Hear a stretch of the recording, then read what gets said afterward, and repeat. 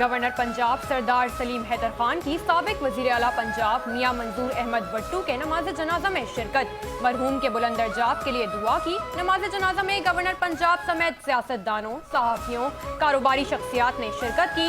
Governor Punjab نے کہا کہ مرحوم کی پیپلز پارٹی کے لیے خدمات کو ہمیشہ یاد رکھا جائے گا۔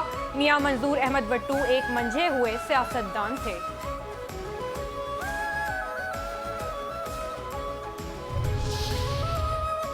لانس نائک محفوظ شہید شان تھے ہماری۔ وفاقی وزیر داخلہ محسن نقوی کا لانس نائک محمد محفوظ شہید کو خراج عقیدت۔ کہا کہ لانس نائک محمد محفوظ نے 1971 کی جنگ میں شجاعت اور بہادری کی ایک ایسی روشن مثال قائم کی۔ لانس نائک محمد محفوظ نے غیر معمولی حوصلے اور جرات کے ساتھ ایک انتہائی خطرناک مشن مکمل کیا۔ شہادت کے بلند رتبے پر فائز ہوئے۔ ان کی عظیم قربانیوں کی محاذ جنگ کا نقشہ بدل گیا اور دشمن کو بھاری نقصان اٹھانا پڑا۔ ناقابل فراموش بہادری کا مظاہرہ کرتے ہوئے دشمن کی سب سے مؤثر دفاعی پوزیشن کو خاموش کیا۔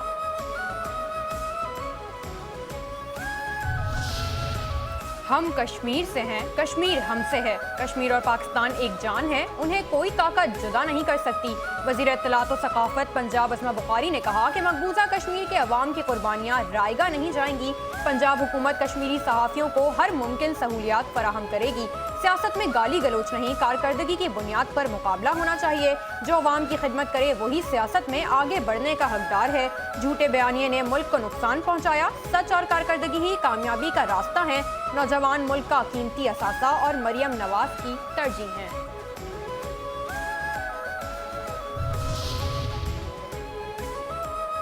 چین کے سرمایہ کار پنجاب میں الیکٹرک بائکس اور سولر پینلز کی مینوفیکچرنگ کے پلانٹس لگا سکتے ہیں۔ صوبائی وزیر صنعت اور تجارت چودھری شفیع حسین نے کہا کہ ایم بی چارجنگ اسٹیشنز کے اسمبلنگ پلانٹس میں سرمایہ کاری کی وسیع گنجائش موجود ہے۔ ٹیکسٹائل انڈسٹری کے لیے Quaid Azam business park Shekau پورہ میں گارمنٹ سٹی بنایا گیا۔ غیر ملکی سرمایہ کاروں کے لیے فیصل آباد انڈسٹریل اسٹریٹ میں کمیونٹی سینٹر بنایا جا رہا ہے۔ سرمایہ کاروں کو بہترین سہولیات کی فراہمی حکومت کی ذمہ داری ہے۔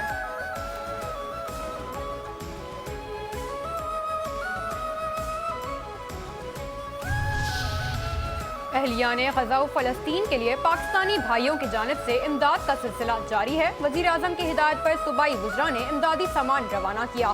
100 ٹن امدادی سامان کی خصوصی پرواز کو علامہ اقبال انٹرنیشنل ایئرپورٹ سے روانہ کیا گیا۔ اب تک 2627 ٹن کی حامل 27 امدادی کھیپیں فلسطینی بھائیوں کے لیے بھجوائی جا چکی ہیں۔ امدادی سامان میں کمبل، ترپال، کپڑے اور خواتین کے استعمال کے لیے خصوصی کٹس شامل تھیں۔ صوبائی وزیر بلال یاسین نے کاوشوں پر این ڈی ایم اے اور الخدمت فاؤنڈیشن کا بھرپور شکریہ ادا کیا۔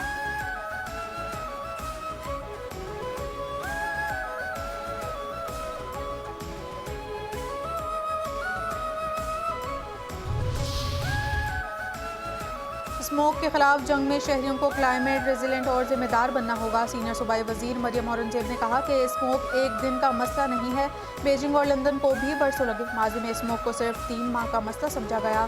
مکمل شٹ ڈاؤن معمول تھا۔ ہم نے اسکول بند کیے اور سسٹم شٹ ڈاؤن کیے بغیر اسموگ کو کم کرنے کے لیے اقدامات کر رہے ہیں۔ بھٹے، گاڑیاں، صنعتیں اور فصلوں کی باقیات اسموگ کے بڑے اسباب ہیں۔ دھند گاڑیوں کے دھوئیں کی جانچ کے لیے باقاعدہ سرٹیفیکیشن اور مانیٹرنگ سسٹم نافذ کر دیا گیا ہے۔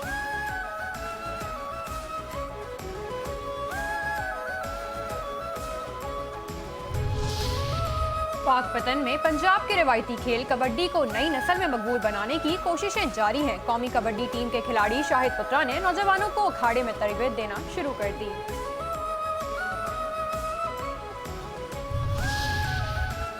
اور گھمبٹ اور گردنوا میں شدید دھند، حد نگاہ انتہائی کم دھند کے باعث ڈرائیور کو شدید مشکلات کا سامنا۔ سردی کی شدت میں اضافے سے دھند میں اضافہ۔ موٹر وے پولیس کی فوگ لائٹس استعمال کرنے کی ہدایت، شہریوں کو احتیاطی تدابیر اختیار کرنے کا مشورہ۔